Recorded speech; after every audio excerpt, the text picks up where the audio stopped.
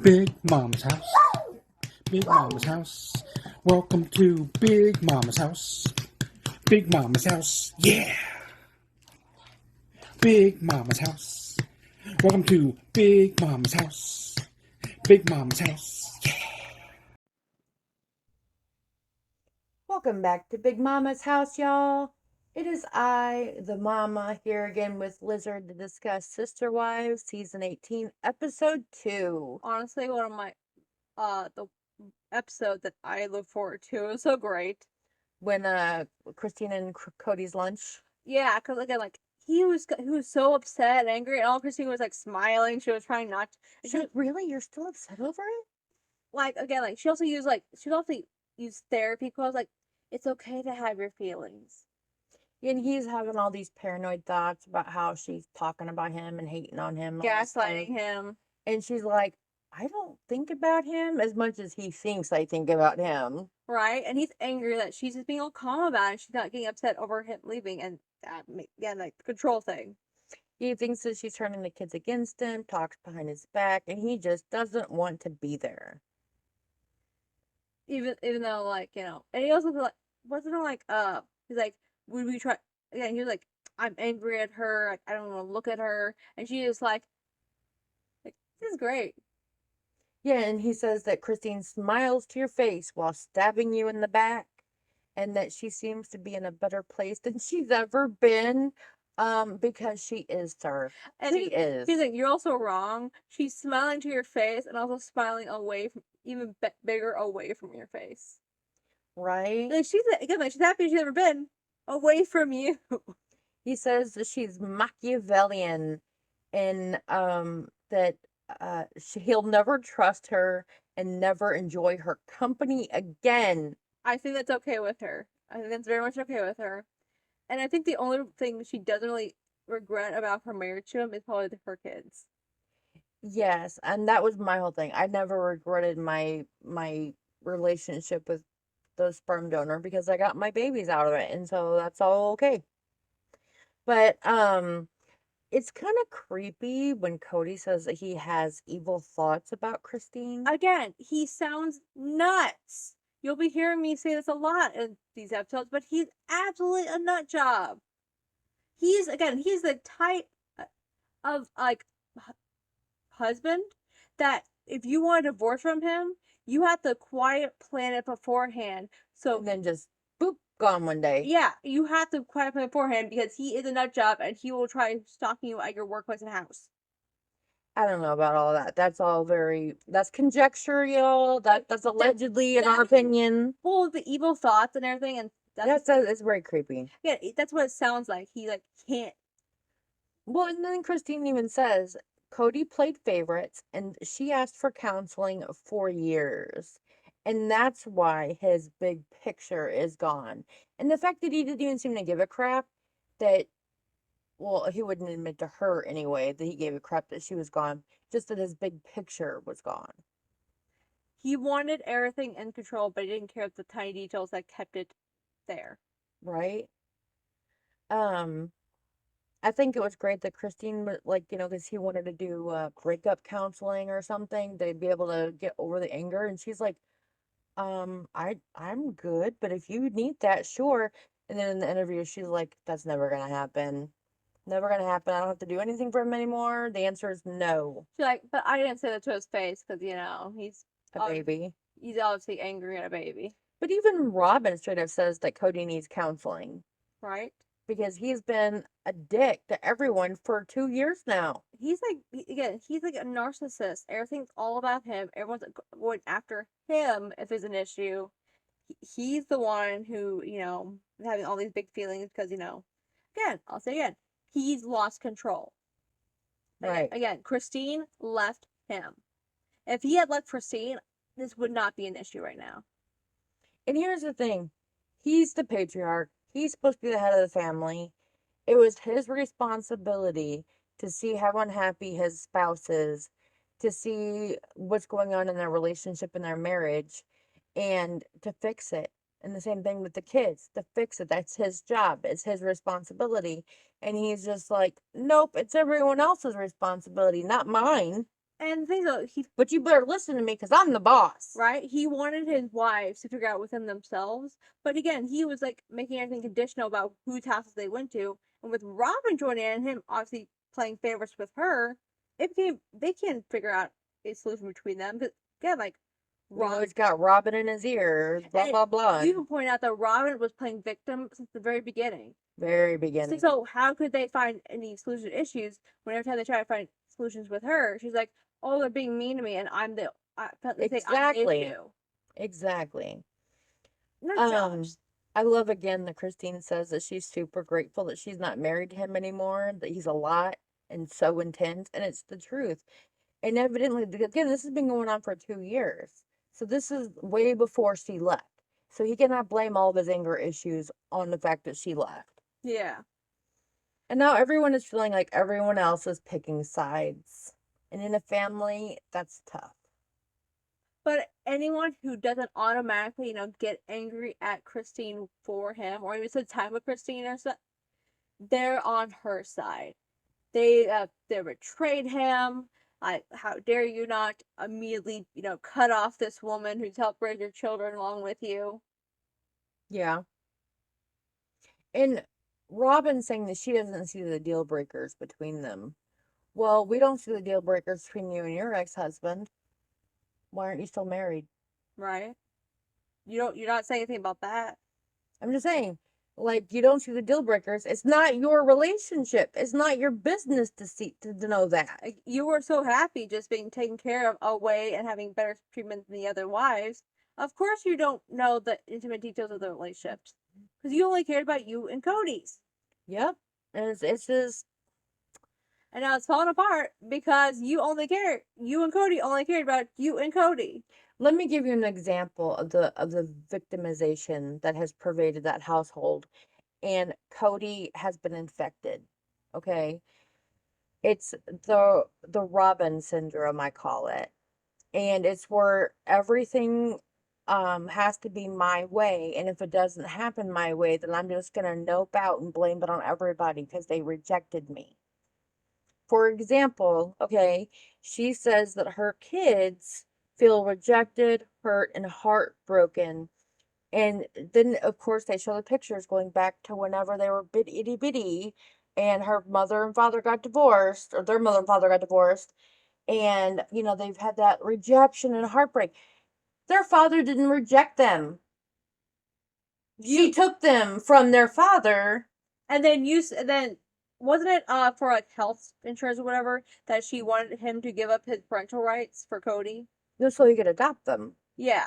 And so she took away his kids. Yep. And then went to a new family and basically said, "Hey," and you can't tell me the network wasn't always or as well pushing the ex-husband as well, saying, Oh, well, yeah, because they have the money of the of TLC behind them with the lawyers, and poor little Preston Jessup is just, he's an HVAC guy. He ain't got a lot of money.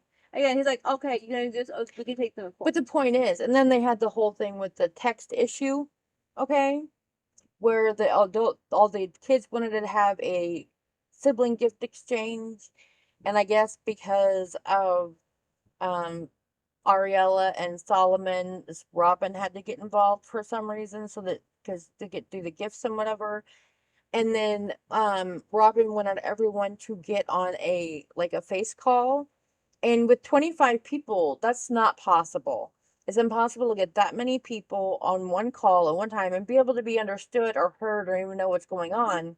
We have like 9 to 10 people in our gamer chat, and it would be impossible to get everyone on the FaceTime at once because again, like some of the gamer chat have kids, they have jobs, they work different shifts. Some work the night shift, some work the day shift. But the point being is that because everybody couldn't do that, she said that, well, they just didn't care.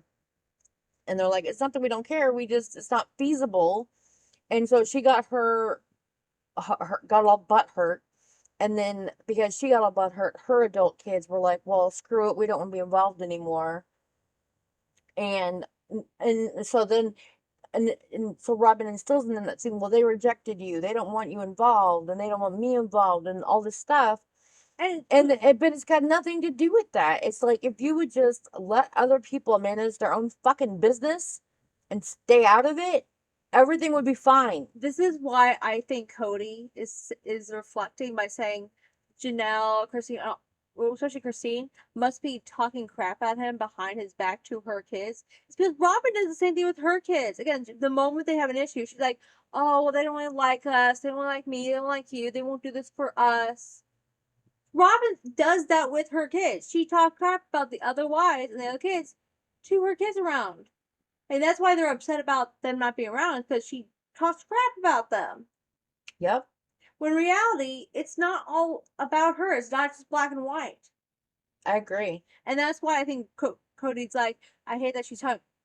I think all the adult kids are sick of the drama. They're sick of the bullshit. They're sick of the, very blatant favoritism. And the lying. And the pretending that his dad isn't exactly where he wants to be. And that's with Robin. Yeah. Okay. Okay. So it seems like the bit of Janelle we saw in this episode, she's just pretty much sick of Cody's shit. And she thinks that Cody and Robin are making up excuses, like since COVID isn't the issue anymore, like about the apology thing, which got retracted, and then the whole text thing, and that got blown up. That they're just making up excuses to keep the older kids away, especially the boys. Yeah. And Robin also talks bad about the boys and makes it seem like she doesn't even want them around. And then Cody's like, "Oh, well, I never said I would try my statement not wanting them around, but your wife has said, Robin has said that she doesn't really want them around. I don't know that she doesn't feel safe. She doesn't feel safe around them." And you're wondering why they don't want to be at her house. I don't get the whole thing of not being able to go to the B&B or the Airbnb, because it's like their house is full. It's not like all the kids could have stayed there, right? Especially with grandkids and all that stuff. So it's like her house is just big enough for her, Cody, and her kids. Exactly. It's just big enough for her family. And so where were they all going to go? So of course they got a rental for them all to stay in. That just makes sense. Why not take the fewer people, which is Cody, Robin, and the kids, to the larger place where more people were? Why force more people to come to you? That doesn't make any sense. Because again, it's control. Yes, exactly. Them listening to what he says without question. And because they're adults and they're not doing that anymore, and they're like, you have been playing favoritism and freaking over our moms, and the least you can do is come see us on Christmas Day. Or call them. Yeah, it's crazy. Again, it's about control, and they're not giving it to Cody. He says he feels love and devotion from Robin and the kids at home. Because they give devotion. Right? Again, that's because they give control to him and just, again, baby him. Like Aurora getting her ears pierced at 20. And Ariella having a pacifier at 5. And he goes, despite the hypocrisy of the ear piercing thing and not doing with those other kids and making his daughters wait till they moved out and were over 18 to get their ears pierced, and the fact that they changed the 17-year family rule for Robin, but he freaking says that he's okay with doing this with Aurora because she respects his authority. And that's just, again, you're rewarding your acolytes, he's like Charlie Manson and they're the Manson family. They do good, so they get to do this thing. But with him, because it's a reward for him to be there with them for something they want to do. Yeah, and I think I'm not giving any more airtime to that whole nonsense. I think a lot of people have covered it, and it's just bullshit, and we all know that. And my biggest thing was when he said that Cody made a mistake in not managing the family property, and Christine left. Janelle would rather hang out with Christine.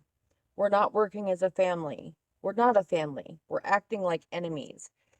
He is taking the fact that poor Janelle is still friends with her sister wife of 20 odd years, and supporting her and her children in this transition, and where I guess she's supposed to just cut her off and never speak to her again and tell everyone that she's the devil. Anyone who isn't going, on his side, which basically, not talking to anyone who goes against him, is betrayal. They're not on my side. Exactly. And don't get me wrong, I am a ride or die person. If you don't have my back when I really, really need it, when it comes down to like something big, then I can't be friends with you. Like, I need to know that when it comes down to like important shit, you've got my back. But Janelle and Christine were the ones actually, fixing problems and dealing with all stuff he wasn't there for. Oh, no. I'm not defending No. Cody. I'm just saying No. I know that need to feel like when your life is falling apart, that your best friend has your back. But it's not like she punched Cody in the face and was like stealing from him and all this stuff. She, got a divorce. There wasn't really a divorce because they're not married. Not legally. They're spiritually married, but again, and he's the one who, she's so much happier. It's not like she told him. And he hates it. He cannot stand that she's happy. And it's not the fact that she even said, you can't see your kids, you can't do all this stuff. She's just like, I'm happy away from you, and that's how it is. You can still see your kids, and he's just, again, choosing not to. He's choosing not to see her kids. Yeah. Which is also his kids. Exactly. Those are his children, too.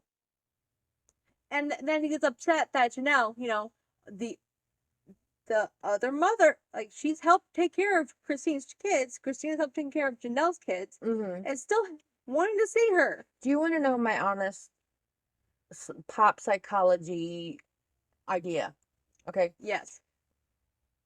Being that he traveled for a living, for work, the first 10 years of their marriage, he only got those small couple days here, maybe a week there, snippets of time with the oldest kids. Yeah. And then about the 10-year mark, when they were hitting about, I don't know, like elementary school age, all of them. Yeah. Ish. And then the second round of babies were being born. And they moved to the Lehigh house. Okay. And yes, they were all in one home, which made it easier for the moms to coordinate and help each other.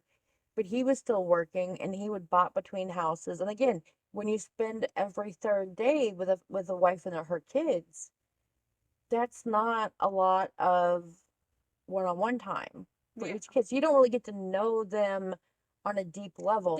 But since the last few years of COVID and everything, and everyone else being at odds and fighting and not spending a lot of time at their houses, he's gotten one-on-one, day in, day out time with the 5 kids living in Robin's house. So he's had that time, been forced to have that time with them.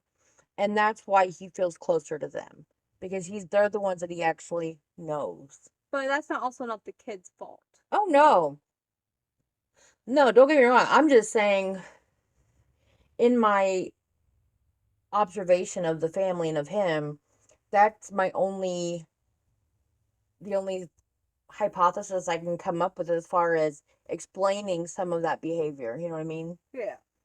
Okay, guys, that was season 18, episode 2 of Sister Wives.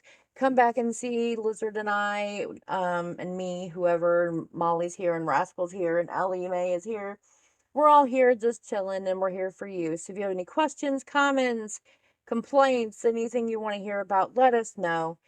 Have a great day, y'all. Be safe, be kind, and spay and neuter your pets. Bye, y'all. Bye.